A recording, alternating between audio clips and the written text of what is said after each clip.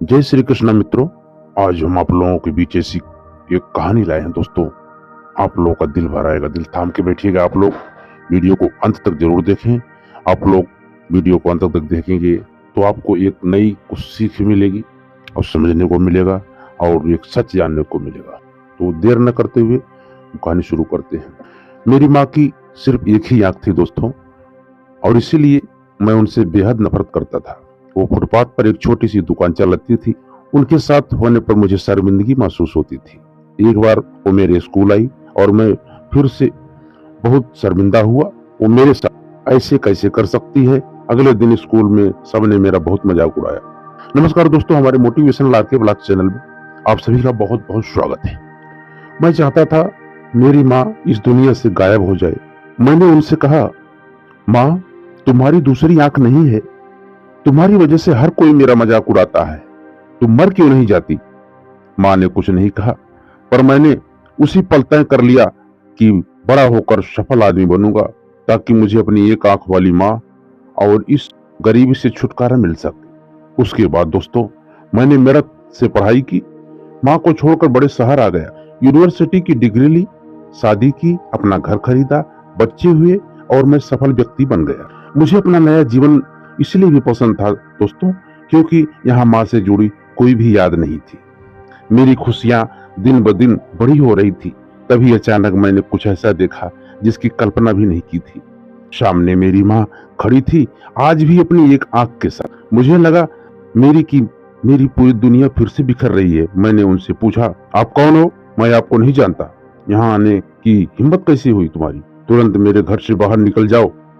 और माँ ने जवाब दिया, माफ करना, लगता है गलत पते पर आ गई हूँ।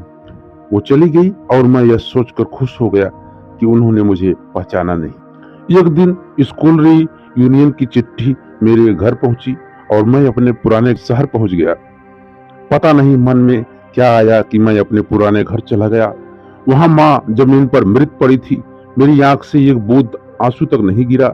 उनके इस हाथ में एक कागज का टुकड़ा था, वो मेरे नाम और उनकी पहली आखिरी चिट्ठी।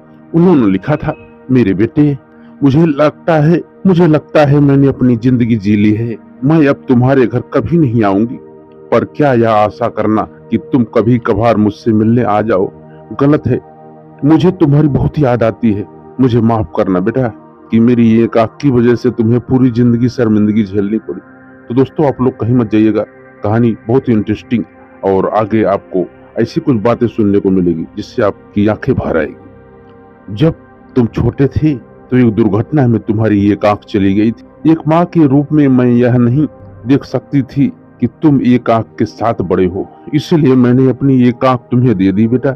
मुझे इस बात का गर्व था कि मेरा बेटा मेरी उस आंख की मदद से पूरी दुनिया को देखे, नए आयाम देख पाए। मेरी तो पूरी दुनिया ही तुमसे ही है बेटा। चिट्ठी पढ़कर मेरी दुनिया बिखर गई और मैं उसके लिए पहली बार रोया जिसने अपनी जिंदगी मेरे नाम कर दी, मेरी माँ। तो दोस्तों ये एक माँ का असली दर्द था, असली कहानी थी, असली ममता थी। माँ ईश्वर का स्वरूप है दोस्तों, इसलिए माँ को भगवान का दर्जा दिया गया है।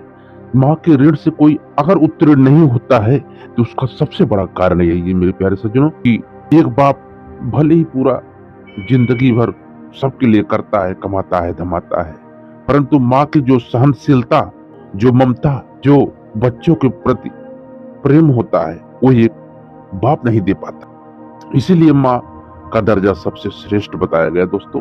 माँ के हृदय में तो भगवान खुद खेलने के लिए व्याकुल रहते। माँ के गोद में भगवान पले बढ़े और अटखेलियां की। तो माँ ऐसा स्वरूप है जो पूरे ब्रह्मांड को अपने आंचल में समेट सकती है। तो हमारा ये कहानी आपको कैसा लगा दोस्तों? यदि आपको अच्छा लगा हो मेरी कहानी तो आप कमेंट में माँ जरूर लिखना। और ऐसे ही मोटिवेशनल और ज्ञानवर्धक प्रेरणादायी वीडियो देखने के लिए हमारे चैनल को सब्सक्राइब करके बेल आइकन जरूर प्रेस करें ताकि ऐसा वीडियो आपको हमेशा मिलता रहे। और हाँ, आप लोगों से हमारी एक जरूरी सूचना है दोस्तों, आप लोग वीडियो को एंड तक नहीं देखते तो इससे हमें थोड़ा सा मोटिवेशन कम मिलता है। आप लोग जो है देखेंगे तो हमारा आपका सफर ऐसे अनवरत चलता रहे। तो मिलते हैं दोस्तों अगले वीडियो में। आप लोग खुश रहो, मस्त रहो, आनंद में रहो। जय श्री कृष्ण मित्रों।